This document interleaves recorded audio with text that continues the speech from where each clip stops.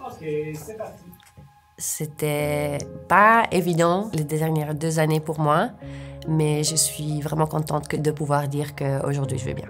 La vraie vie pour moi, c'est se relever après chaque tempête parce qu'il y a toujours le soleil de l'autre côté.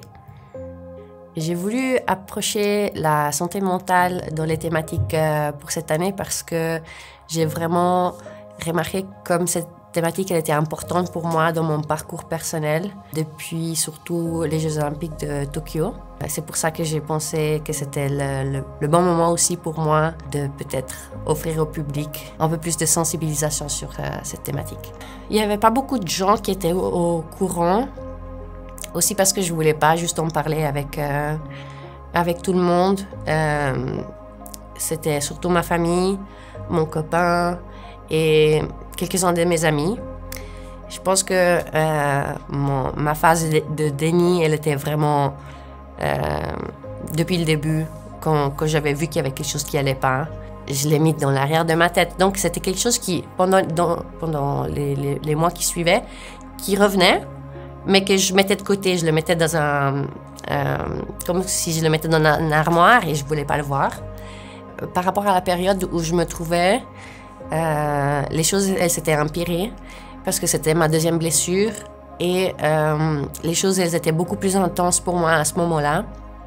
Et en fait, ça a accéléré peut-être certains processus aussi de ma famille de voir mes comportements. Et puis, le moment où ça a vraiment changé les choses, c'est quand j'étais au Tessin chez mes parents.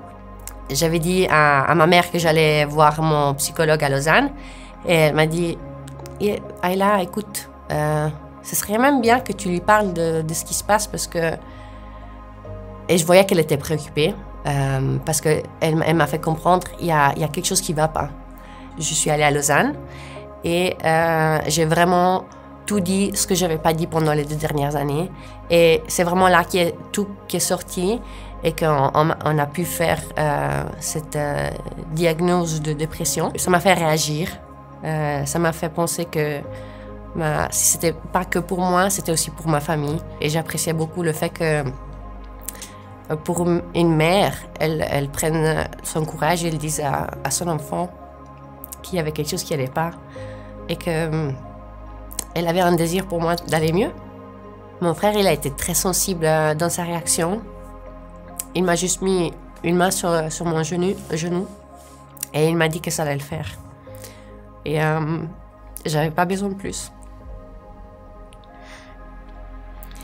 Je pense que ce qui m'a apporté ce parcours, c'est vraiment une plus grande conscience à m'écouter moi-même. L'idée d'en parler, pour moi, c'est vraiment encourager un discours que j'ai l'impression qu'il manque. Parce que le fait d'en parler, ça peut que faire du bien. Moi, je voudrais jamais qu'un de mes amis il soit dans une situation comme ça sans que moi je le sache. Parce que je les aime beaucoup et je voudrais tout faire pour les aider. Et je sais que c'est difficile, mais si c'est une petite action, si je peux aider quelqu'un avec ça, je serais très contente.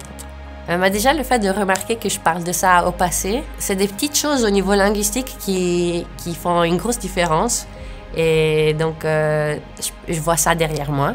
Mais évidemment, je sais que le parcours, il doit être continué, tout avec beaucoup de positivité. Je suis contente de dire que je suis sortie du trou, on va dire ça comme ça. 2024, pour moi, c'est vraiment la renaissance de moi comme Ayla et aussi de toutes mes passions et de mon amour pour la vie. Je peux le toucher? Oui.